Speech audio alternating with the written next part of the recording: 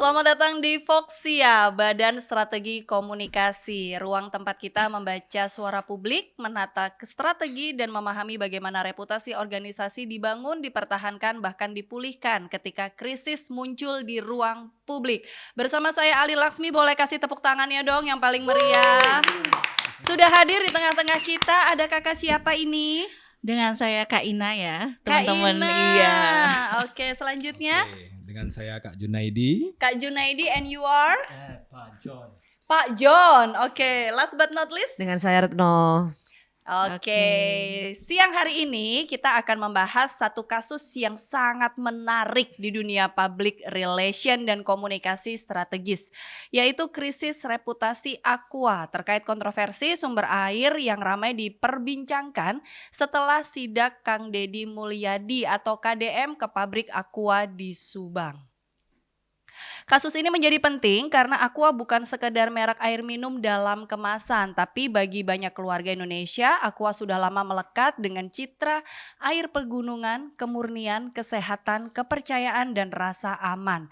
Namun ketika publik mendengar istilah seperti air bawah tanah, sumur bor, dan akuifer dalam, sebagian orang mulai bertanya, apakah klaim air pegunungan selama ini sudah cukup transparan atau belum? Dan pertanyaan itu membuat kasus ini tidak lagi berhenti pada persoalan teknis hidrogeologi. Ia berubah menjadi persoalan komunikasi, persoalan persepsi, kepercayaan, dan akhirnya persoalan reputasi. Di episode kali ini kita tidak sedang berada di posisi menyerang atau membela Aqua. Kita membaca kasus ini secara akademik dan praktis melalui kacamata Integrative Strategic Communication Analysis atau ISCA dalam 3 level analisis, mikro, meso, dan makro. Dan nanti kita juga akan mengaitkannya dengan Situational Crisis Communication Theory atau SCCT, teori yang sangat penting dalam komunikasi krisis. Saya Airin Laksmining Tias yang akan memandu diskusi bersama 4 narasumber kita. Pak Junaidi akan membedah level mikro, Zong akan membahas level meso, Ibu Retno yang akan membaca level makro, dan Kak Ina yang akan menutup dengan rekomendasi strategis serta kesimpulan. So, let's go. Sebelum masuk ke analisis mendalam, kita perlu memahami fenomenanya dulu. Kasus Aqua ini berawal dari sidak KDM ke pabrik PT Tirta Investama atau Aqua di Subang pada tanggal 20 Oktober 2025. Dalam sidak tersebut muncul pertanyaan mengenai asal sumber air yang digunakan Aqua. Ketika muncul penjelasan bahwa air berasal dari tanah, isu ini kemudian berkembang luas setelah video sidak tersebut viral di sosial media.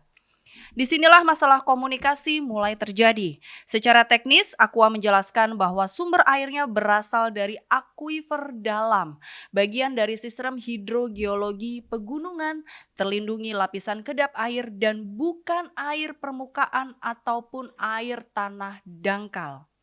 Tapi di ruang publik digital, istilah yang lebih cepat menyebar justru adalah sumur bor atau air bawah tanah. Dari sudut pandang komunikasi strategis ini menarik karena yang viral bukan fakta teknis, tapi makna yang dilekatkan publik pada fakta tersebut. Bagi publik, air pegunungan sering dibayangkan sebagai air alami yang mengalir dari mata air, sungai jernih, bebatuan, dan kawasan pegunungan. Ketika publik mendengar istilah sumur bor, sebagian orang merasa ada jarak antara imajinasi merek dan penjelasan teknis perusahaan. Kenapa audiens perlu peduli?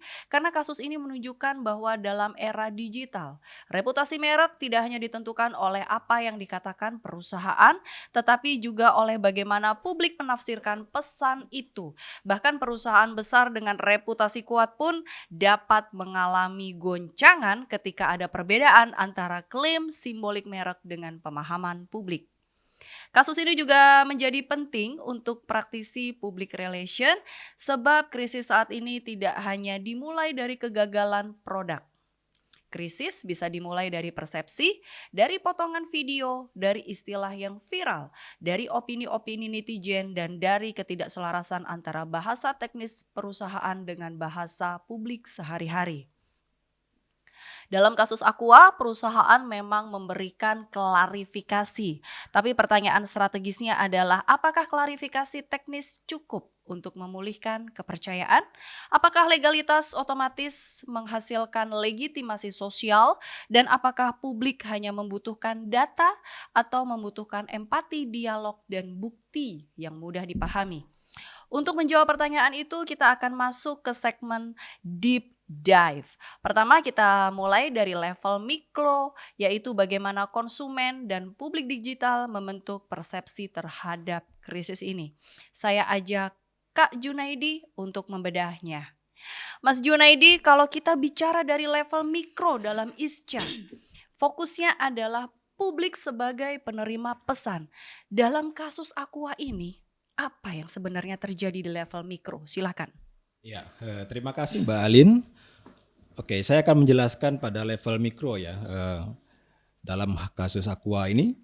Jadi pada inti persoalannya itu adalah pada krisis persepsi. Jadi dan juga kepercayaan konsumen. Nah, di mana publik itu kan tidak hanya bertanya apakah produk Aqua itu selalu aman gitu ya.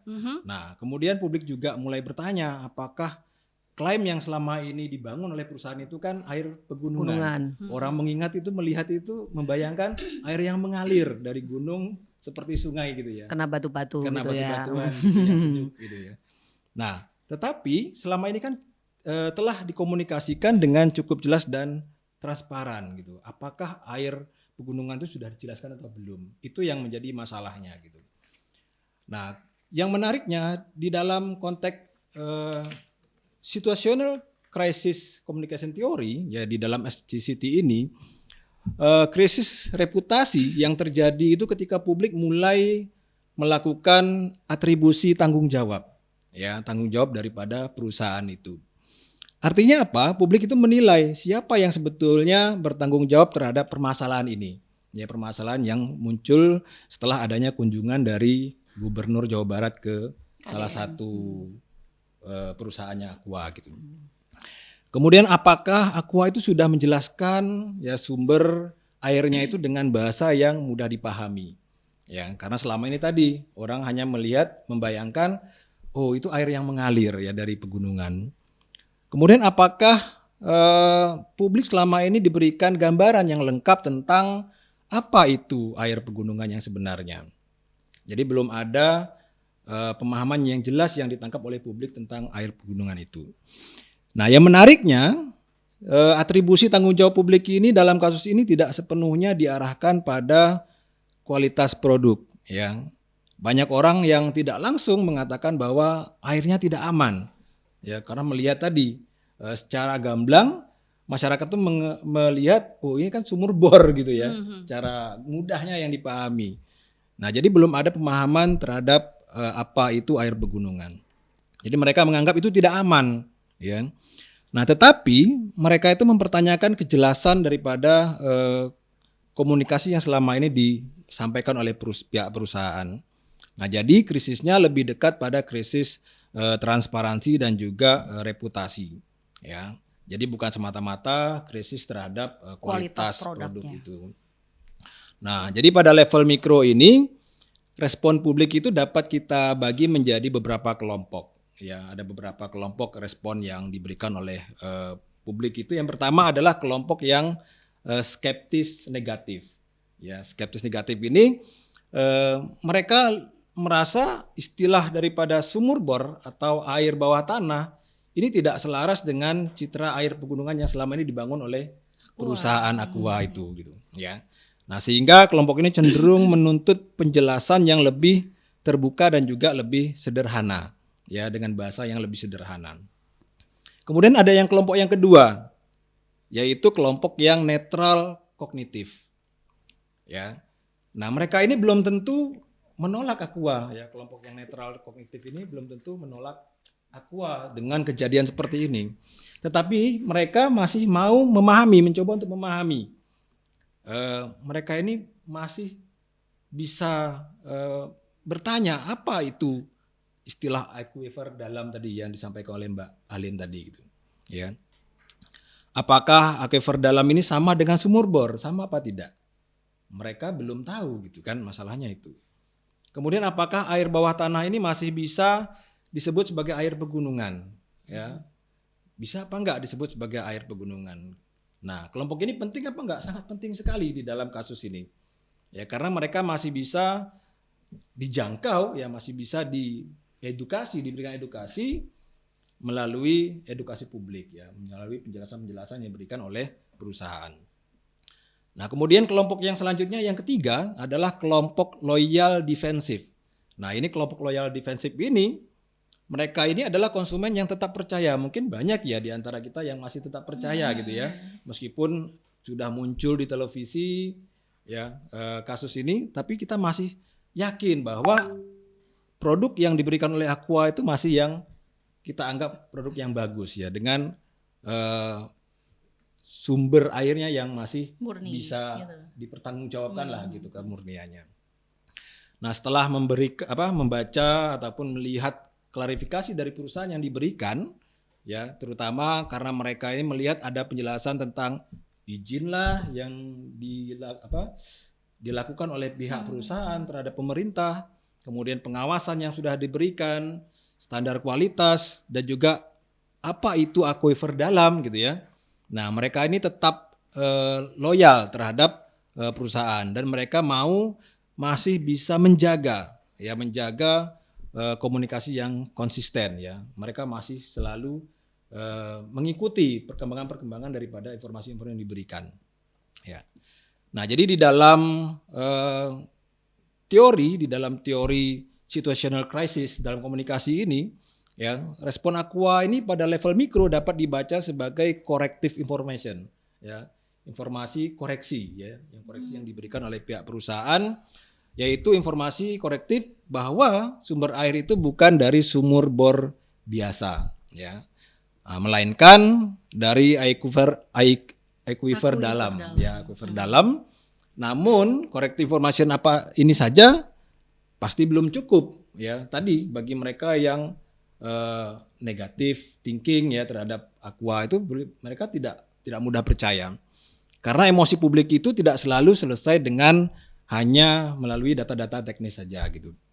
Nah, disinilah muncul kebutuhan rebuilding trust ya, pembangunan kembali kepercayaan publik gitu. Nah, ini penting sekali ya.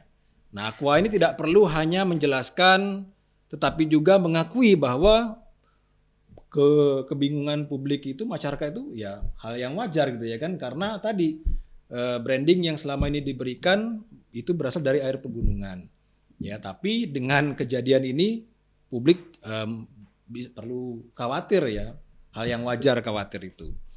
Nah, jadi ketika publik selama bertahun-tahun membayangkan bahwa air pegunungan itu secara simbolik air yang mengalir dari pegunungan, maka perusahaan perlu menerjemahkan istilah teknis seperti aquifer dalam ke dalam bahasa publik yang lebih sederhana ya. Kemudian juga yang mungkin empati terhadap masalah-masalah yang ada di masyarakat ya.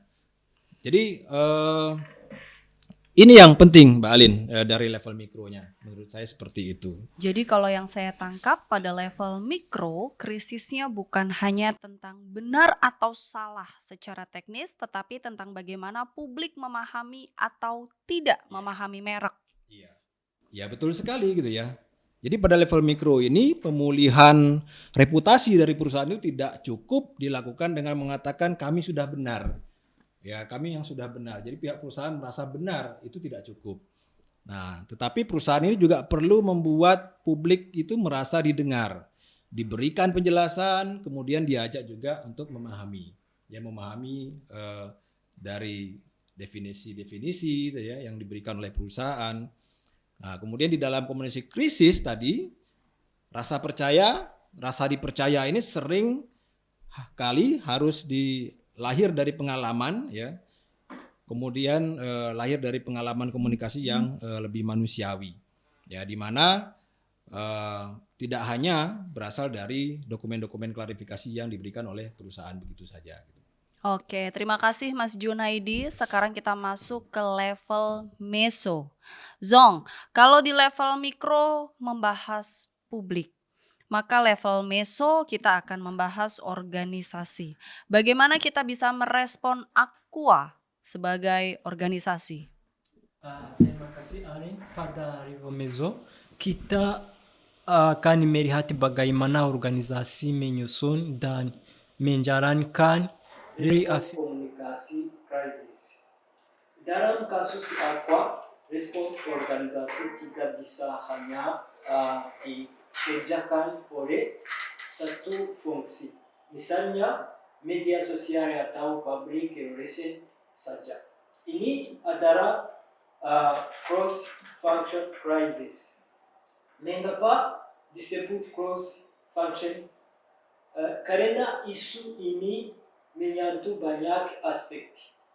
Komunikasi mereka, data, teknis, hidrogeologi, regularisasi dan izin, kualitas produk, keberlanjutan, hubungan dengan masyarakat, serta penggerak opini publik digital. Jadi yang terlibat seharusnya bukan hanya corporate communication, tetapi jaga tim teknis, legal and regulatory affairs, quality assurance, sustainability atau CSR, customer service dan tim digital. Di sisi SCCT Aqua menggunakan beberapa strategi respon. Pertama, korektif informasi, yaitu penjelasan bahwa sumber air berasal dari aquifer dalam pada kedalam 60 sampai 140 meter dan bukan dari air tanah dan kali. Kedua, diminish strategi, yaitu membingkai isu sebagai desinformasi atau kesalahpahaman teknis. Ketiga, bolstering, yaitu menegaskan kualitas izin, pengawasan, standar BPOM, atau SNI, konservasi dan program keberlanjutan. Secara organisasi, respons ini cukup kuat pada aspek teknis dan regulatif. Aqua tidak hanya membata, tetapi menyusun klarifikasi yang berlapis. Ada penjelasan sumber air, klarifikasi istilah, sumur bor, dasar ilmiah aquifer dalam, kebutuhan regularisasi, standar, kualitas, serta komitmen keberlanjutan. Namun tantangannya adalah yang komunikasi yang cenderung top down dan informasional. Ketika perusahaan terlalu menekankan bahwa isu ini adalah desinformasi, publik bisa merasa bahwa keresahan mereka tidak sepenuhnya didengar. Padahal dalam krisis reputasi, publik tidak hanya membutuhkan koreksi informasi, tetapi juga validasi emosional. Dalam konteks SCCT ini penting jika publik menilai tanggung jawab organisasi cukup tinggi. Maka respons yang terlalu defensif bisa tidak cukup untuk memulihkan reputasi. strategi diminisi perlu hati-hati digunakan. Karena ketika perusahaan berita ini hanya kesalahpahaman. Sebagian publik bisa menafikan bahwa perusahaan sedang mengecilkan kegelisahan mereka. Oleh karena itu pada level meso, strategi komunikasi aqua perlu bergerak dari sekadar dokumen klarifikasi menuju ekosistem komunikasi krisis. Misalnya, FAQ public, video edukatif, sesi tanya jawab dengan akhiri, live session, respons aktif di media sosial dan kanal konsumen yang responsif. Nah, level meso mengajarkan bahwa organisasi yang baik bukan hanya organisasi yang punya data, tetapi organisasi yang punya mengubah data menjadi pesan yang dapat dipahami, diterima, dan dipercaya publik. Koordinasi internasional harus menghasilkan komunikasi eksternal yang dialogis, bukan hanya press release. Jadi kesimpulannya, Aqua kuat dalam klarifikasi teknis, tetapi masih perlu memperkuat empati dan dialog publik. Ya, benar-benar. Dalam kerangka SCCT, Aqua sudah menjalankan kolektif informasi dan board steering, tetapi untuk memberikan terus secara lebih kuat, organisasi perlu memperkuat rebuilding trust, lebih terbuka, lebih dialogis, lebih visual, dan lebih dekat dengan bahasa publik.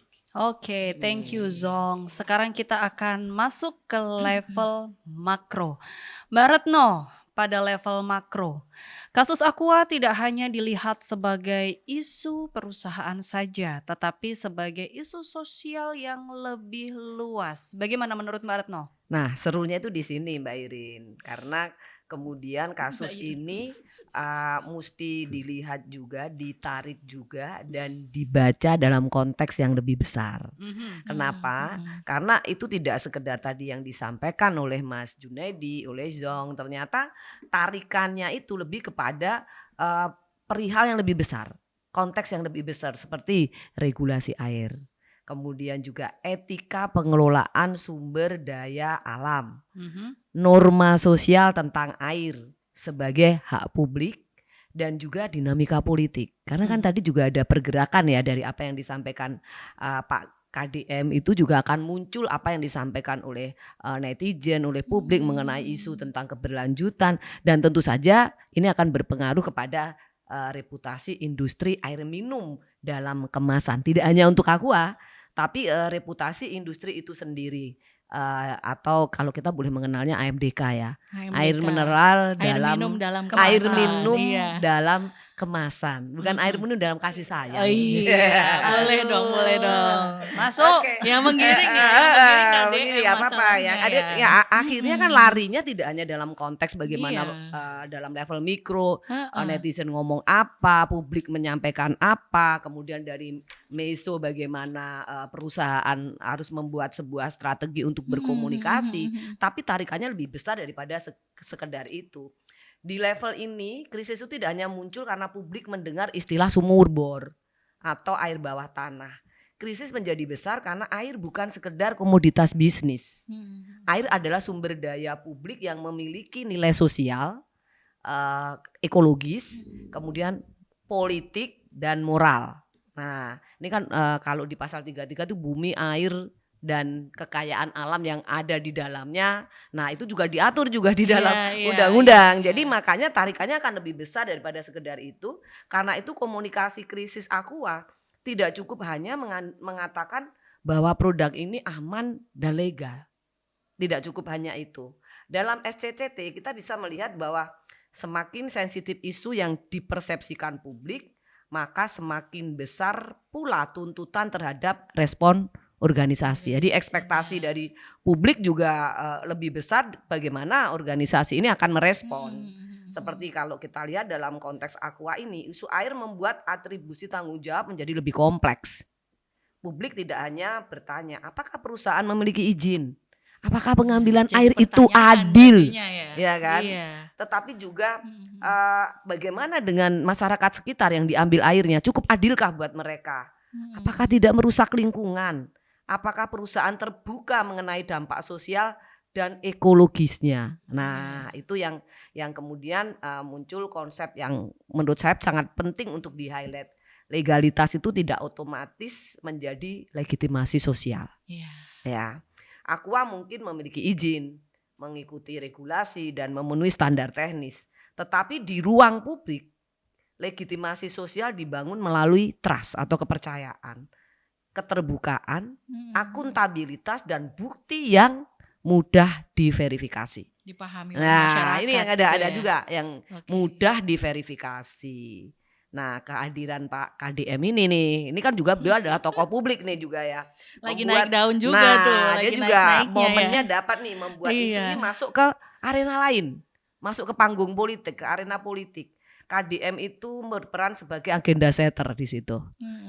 Ia mengangkat isu yang awalnya teknis menjadi punya atensi publik yang besar, Iya. yang luas. Ketika isu sudah masuk ke ruang politik dan media sosial, perusahaan tidak lagi hanya berhadapan dengan konsumen, tetapi juga dengan opini publik, regulator, aktivis lingkungan, media dan masyarakat sekitar sumber air. Jadi kalau kita ngelihat juga kan di media statement-statement itu udah kita lihat ya polarisasi. Oh, dari kelompok ini menyampaikan A, Iya, yang ini iya. B. Nah, itu udah kelihatan juga aroma-aroma nuansa politisnya juga terlihat di situ.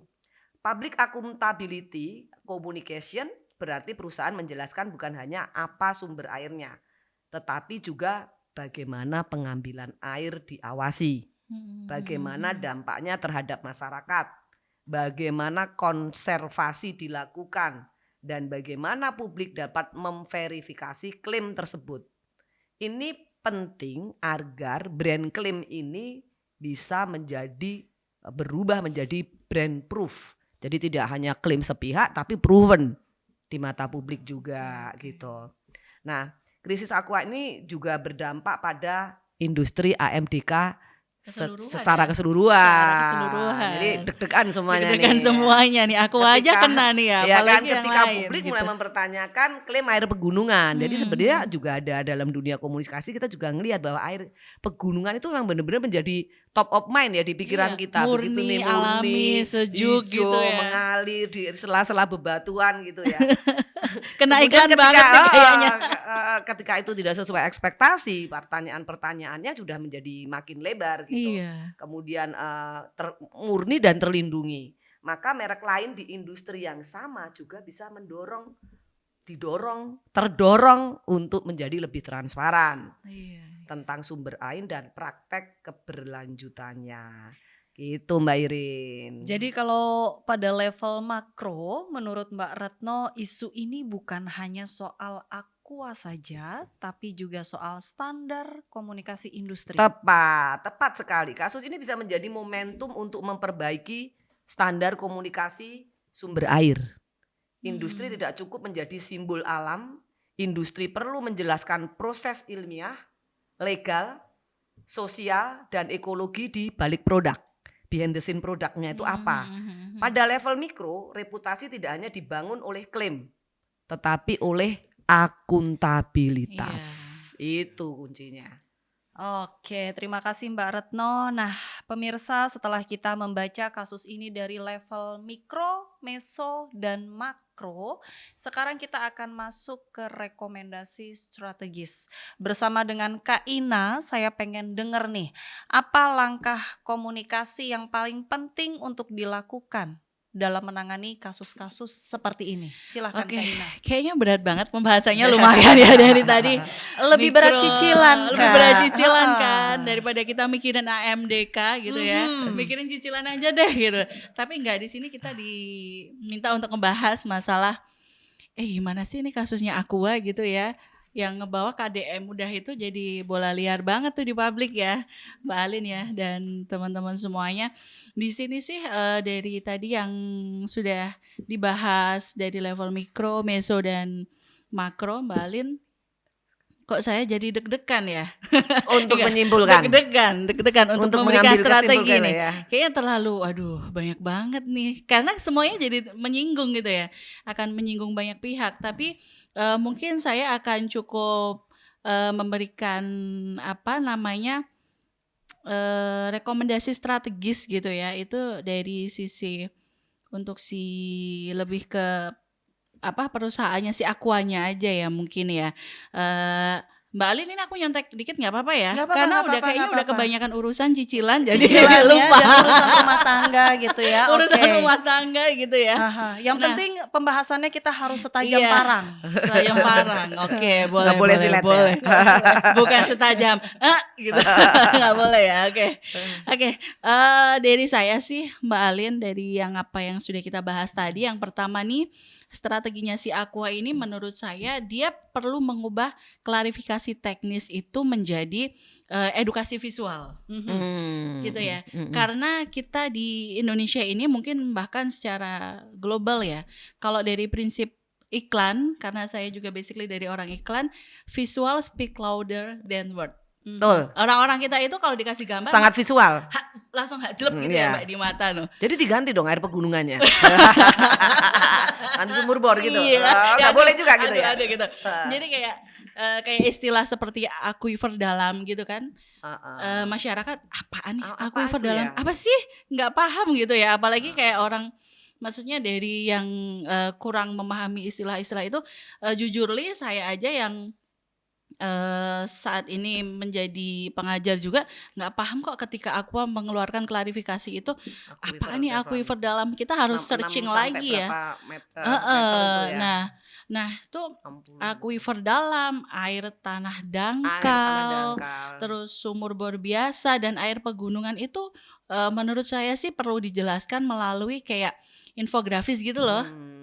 Mbak Alin dan teman-teman, kayak infografis gitu kan. Lebih sederhana, Iya, lebih dipahami gitu dan lebih visual. Iya, lebih visual. Jadi kan masyarakat mungkin yang tingkat pendidikannya kurang tinggi, atau yang mungkin literasi untuk istilah-istilah teknis itu kurang oke kan bisa gampang paham. Atau kalau untuk misalnya untuk anak-anak nih misalnya, yang ke anak-anak juga sih ya, kayak kita gitu ya, anak-anak muda kita Tapi muda kita semua pun kan. juga akan lebih ini ya, karena di asupan informasi yang seperti ini kita akan lebih ngelihat sesuatu tuh disederhanakan dengan gambar gitu kan, dengan dengan visual. gambar, dengan visual. Terus kalau enggak sih dari Aqua nih, dia bisa bikin untuk mengedukasi masyarakat, bisa bikin jadi kayak animasi pendek gitu kan. Jadi kayak semua lapisan masyarakat itu bisa memahami, kayak digambarkan, terus dibikin animasi pendek yang bisa tuh dengan lucu-lucuan. Misalnya juga kita bisa, Aqua bisa ngasih paham tuh untuk anak-anak sekolah, anak-anak SD tuh juga misalnya gitu kan. Kemudian video edukatif yang nanti bisa diadakan, kalau CSR-nya bisa nanti diselipin gitu ya Mbak ya, bikin event-event diselipin tuh video edukatifnya, si sumber airnya Aqua nih bukan dari sumur bor loh, tapi dari bener-bener aquifer dalam yang penjelasannya ada di situ gitu, atau visual sederhana apapun lah, yang penting mudah dipahami oleh masyarakat kita gitu. Nah tujuannya apa? Yaitu tadi agar publik itu nggak hanya membaca istilah teknis yang dikeluarkan oleh Aqua di websitenya itu, kan dia mengklarified gitu ya, di websitenya tuh masih ada juga disebutkan intinya istilah-istilah teknis tuh dia keluarkan di situ. Jadi biar benar-benar memahami perbedaannya. Beda nggak sih antara sumur bor dengan aquifer dalam tadi? Nah, itu kan perlu edukasinya perlu tuh ke masyarakat gitu. Nah, kemudian yang kedua tuh dari si Aqua ini perlu loh memperkuat social listening secara real time. Artinya di sini kalau boleh dianalisis pakai framework, beberapa framework, tapi saya pernah mencoba gitu ya pakai Brand24 itu dia Percakapan digitalnya itu iya, ya kelihatan ya. Jadi perusahaan Aqua itu dia perlu tuh memantau dari mention volume-nya tuh seperti apa, jangkauannya gitu kan, reach-nya, kemudian sentimen Kelompok-kelompoknya. analisis. Iya, nih siapa aja sih sebenarnya yang julid sama Aqua tuh. Tadi kan Mas Jun jelaskan tuh ada konsumen skeptis, konsumen apa Kan tadi Mas? polarisasinya juga Iya, terlihat di kan situ. akan kelihatan tuh ini siapa nih ya nih, kelompok mana nih gitu kan. Kemudian dari topik klasternya, channelnya, ini media mana aja nih yang ngejelekin si Aqua nih. Maksudnya kan bukan untuk menyerang balik ya, tapi Tetapi buat memahami peta. iya memahami peta kayak harus gimana nih dengan media ini. Itu bisa jadi tuh sebagai apa media relation gitu ya Mbak ya. Jadi biar benar-benar media itu semuanya satu suara kalau ngomongin tentang Aqua gitu. Kemudian dari influence core-nya itu seperti apa, consumer intent-nya, share of voice-nya tuh juga penting tuh. Biar nggak sumur bor itu dipahami oleh masyarakat itu udah beda-beda kan. Apalagi dari tingkatan-tingkatan konsumen tadi. Apalagi yang skeptis, kritis, negatif itu waduh. Udah ancur-ancuran itu brandnya digiring sama opininya si KDM. Iya habis deh gitu kan. Apalagi udah banyak muncul brand-brand air mineral yang lebih menjanjikan gitu kan kandungannya daripada si Aqua gitu. Nah dari yang harusnya dianalisis dari framework tadi untuk dapat petanya si Aqua harus kayak gimana. Menyikapi itu dia bukan sekedar ngitung jumlah percakapannya aja sih, tapi dia bisa ngebaca arah narasinya tuh mau kemana. Jadi nanti kalau Aqua mau mengklarifikasi harus pakai strategi pesan yang kayak gimana loh gitu. Biar masyarakat itu percaya kenapa Aqua ya? Karena Aqua ini adalah produk pioner ya. Produk pioner air minum dalam kemasan kan udah dari zaman kapan? Mungkin zamannya Mbak Retno udah. Mbak Retno kecil ya atau sebelum Mbak Retno lahir bahkan. Gitu. Mbak Retno masih 17 tahun kok. Iya, masih 17 tahun. Itu kan bener-bener baru Aqua gitu kan yang pertama kali bikin air minum dalam kemasan kok tiba-tiba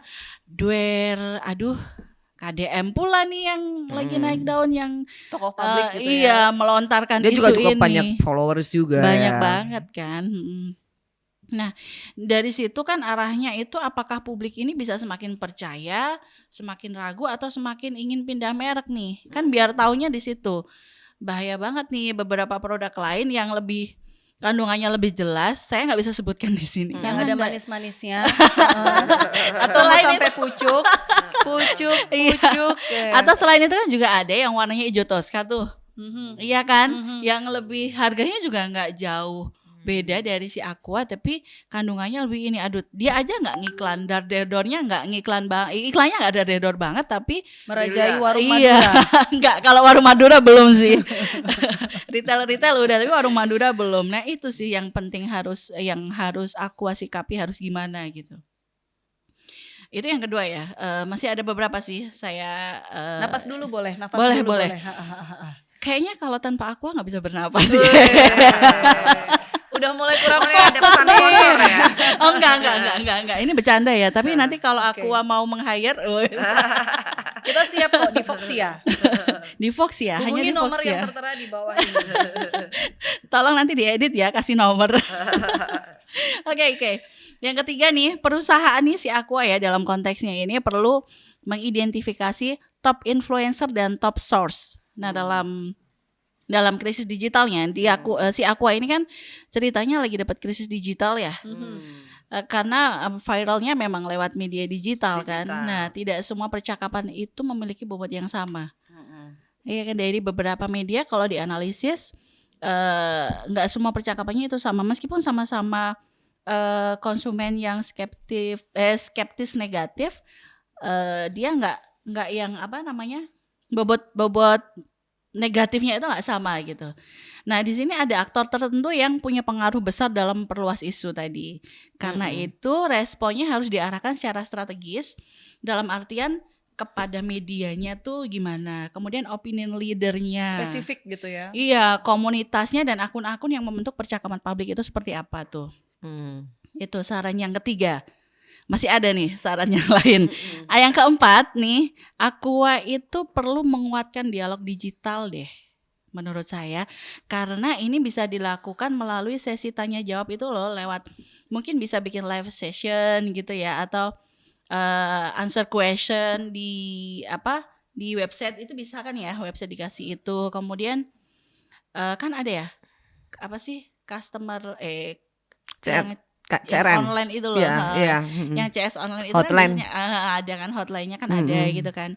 Kemudian respon aktif di media sosialnya si officially-nya Aqua itu karena kalau nggak direspon tuh kayak apalagi kalau nutup kolom komentar udah jadi, makin kayak menolak gitu ya, menolak untuk dikritisi gitu Iya. atau diberi masukan. Padahal kan masyarakat perlu nih karena dia lagi dapat krisis ya. Dan kanal konsumennya yang harus yang benar-benar dipegang harus seperti apa. Jadi komunikasi Digitalnya. digital dan dua arahnya tuh dapat gitu loh. Nah, dialog penting ini kenapa sih dia harus ada? Karena ya publik ini nggak ingin cuma dengar informasi aja yang tadi seperti disampaikan Mbak Ran, tetapi juga pengen dong si konsumen ini, apalagi yang udah loyal gitu ya, dia dilibatkan dalam krisisnya si Aqua. Ternyata mungkin komennya itu penting juga. Enggak kok, aku masih pakai Aqua biar masih aman-aman aja. Misalnya kayak gitu kan, itu kan penting gitu. Itu sih. Kemudian yang kelima, si Aqua perlu ada validasi independen, di mana dalam isu yang menyangkut sumber daya air itu kredibilitasnya akan lebih kuat jika melibatkan ahli hidrogeologi, kemudian akademisi, kemudian regulator atau komunitas lingkungan. Tadi kalau di level makro tadi ya Mbak, semuanya kan tercakup gitu ya. Nah itu tadi semuanya harus dilibatkan tuh. Harus ada validasi dari masing-masing lapisan harus seperti apa gitu. Nah kemudian juga ada validasi dari pihak ketiga yang dapat membantu mengurangi kesan bahwa perusahaan itu hanya membela dirinya. Kan nggak boleh ya. Tim ahli Iya, gitu ya. tim ahli yang proven ya, yang diakui, yang emang diahlinya gitu. Kalau mau jangan ngomongin juga dari pihaknya mereka sendiri. Iya. Libatin dong pihak-pihak ketiga, pihak eksternalnya. Kalau mau ngomongin air, cari dong si ahlinya air gitu kan. Mau ngomongin kemasan ya ahli kemasan gitu kan. Kemudian ya kalau aturan tetap regulator dong, misalnya undang-undang atau pesaingnya yang KDM. mewakili.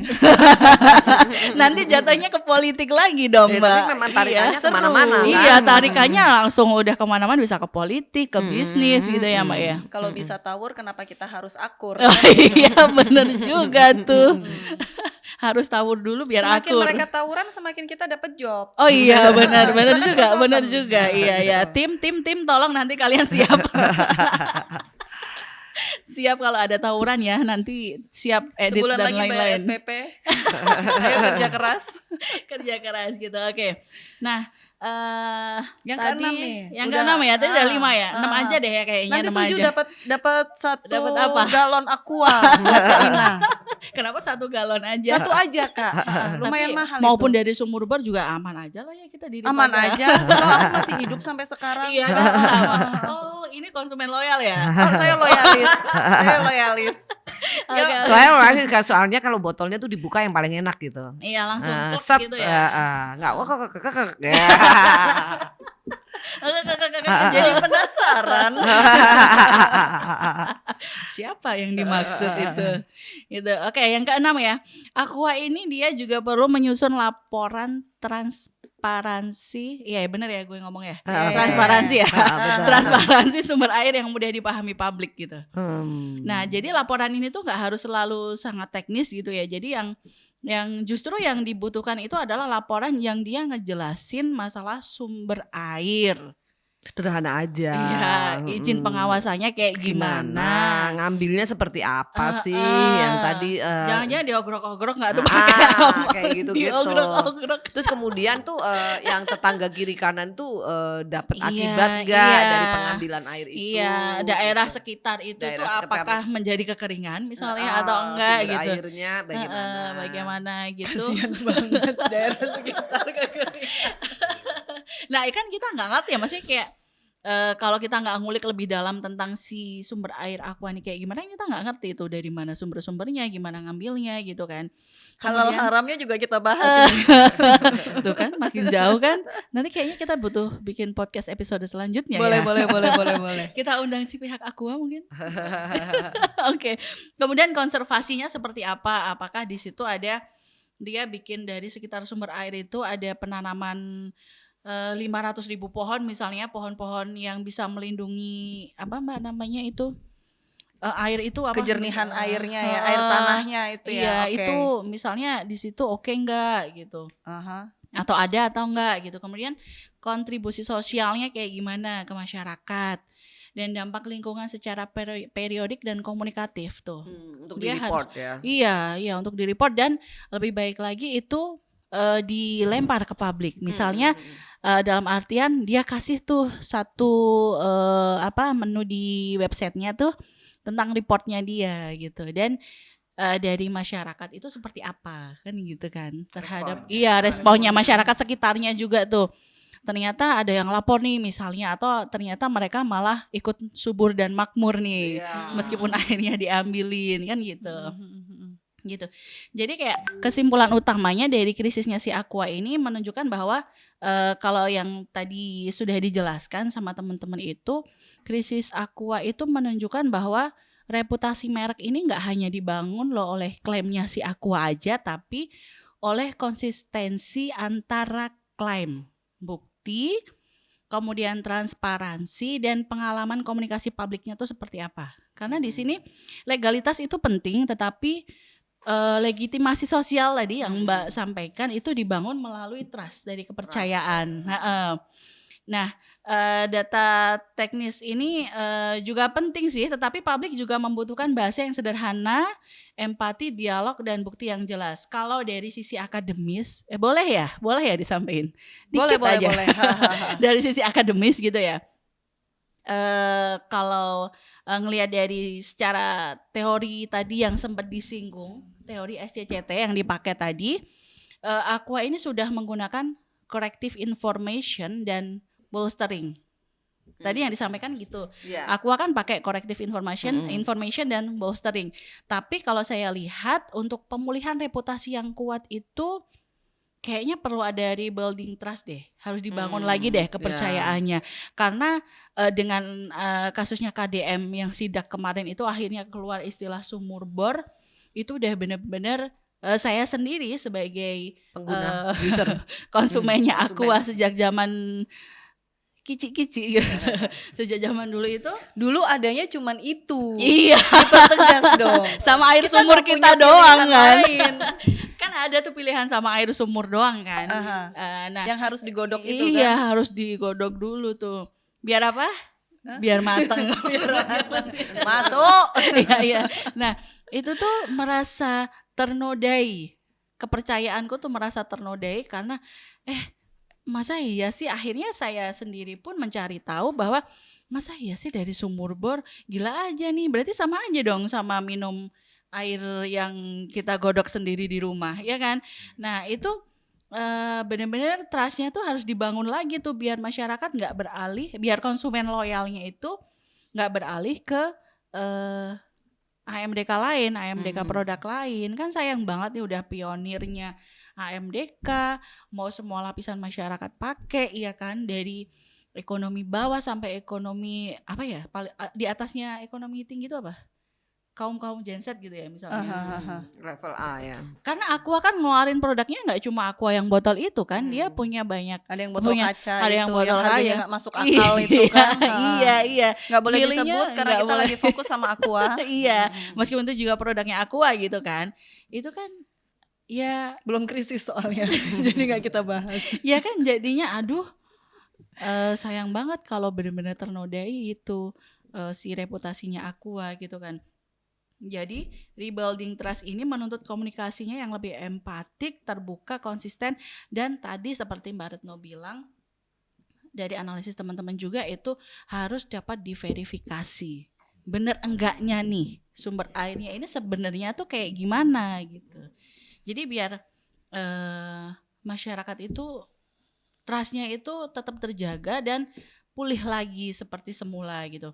Jadi strategi yang terbaik itu bukan hanya membantah isu ya, kalau menurut saya, tapi juga strategi terbaik adalah membangun kembali kepercayaan melalui transparansi tadi, edukasi, dialog dong, ayo gitu, dan akuntabilitas publiknya seperti apa gitu. Nah itu sih Mbak Alin dan teman-teman inti dari komunikasi strategis si Aqua ini nih mana ya ini nih itu tuh dalam krisis reputasinya dan kepercayaan publik sih. Oke, terima kasih Kak Ina dan terima kasih juga kepada Mas Junaidi, Mas Uzong dan Mbak Retno. Seru banget ya diskusi siang hari ini, menunjukkan bahwa kasus Aqua ini bukan sekedar perdebatan tentang sumber mata air, tapi pelajaran penting tentang bagaimana reputasi bekerja di era digital. Dari level mikro kita belajar bahwa publik tidak hanya menerima pesan secara pasif, publik menafsirkan, membandingkan, mempertanyakan, dan membentuk opini. Istilah sumur bor menjadi kuat karena mudah dipahami dan emosional, sementara akuifer dalam membutuhkan edukasi agar dapat diterima sebagai penjelasan yang kredibel. Dari level meso kita belajar bahwa organisasi harus mampu mengkoordinasikan berbagai fungsi internal dalam merespon krisis. Corporate communication, tim teknis, legal, quality assurance, sustainability, customer service, dan tim digital perlu bekerja dalam satu sistem. Tetapi koordinasi internal harus menghasilkan komunikasi eksternal yang dialogis, bukan hanya satu arah. Dari level makro kita belajar bahwa isu air memiliki sensitivitas sosial yang sangat tinggi. Air bukan hanya bahan baku industri tapi sumber daya publik. Oleh karena itu perusahaan perlu membangun akuntabilitas yang melampaui kepatuhan hukum. Legalitas juga perlu dilengkapi dengan legitimasi sosial. Jika kita hubungkan dengan SCCT, krisis Aqua memperlihatkan bahwa publik melakukan atribusi tanggung jawab. Publik menilai apakah perusahaan cukup transparan, apakah responnya memadai, dan apakah perusahaan hadir dengan empati. Dalam situasi seperti ini, corrective information penting, bolstering penting, tetapi rebuilding trust yang menjadi kunci. Bagi praktisi public relation, kasus ini mengingatkan bahwa komunikasi krisis bukan hanya soal siapa yang cepat merilis klarifikasi, tapi komunikasi krisis adalah tentang bagaimana memahami psikologi publik. Bagaimana membaca percakapan digital, memilih strategi respon yang tepat, dan membangun kembali kepercayaan secara berkelanjutan. Bagi organisasi dan brand, pelajarannya jelas. Jangan hanya membangun klaim, bangunlah bukti. Jangan hanya berbicara, dengarkanlah publik, dan jangan hanya menyampaikan data, tapi terjemahkan data menjadi pesan yang bisa dipahami dengan lebih sederhana. Dan bagi audiens, buat pemirsa semua yang ada di rumah, kasus ini membantu kita memahami bahwa setiap krisis reputasi adalah ruang belajar. Kita bisa melihat bagaimana sebuah isu bergerak dari potongan video menjadi percakapan, menjadi sentimen, lalu menjadi resiko reputasi. Disinilah komunikasi strategis bekerja, membaca suara publik, menata strategi, dan menjaga kepercayaan. Terima kasih sudah mengikuti Foxia Podcast. Saya Alin Laksmi bersama Junaidi, Zong, Retno Wulandari, dan Ina Primasari. Sampai jumpa di episode berikutnya hanya di Foxia, membaca suara publik, menata strategi.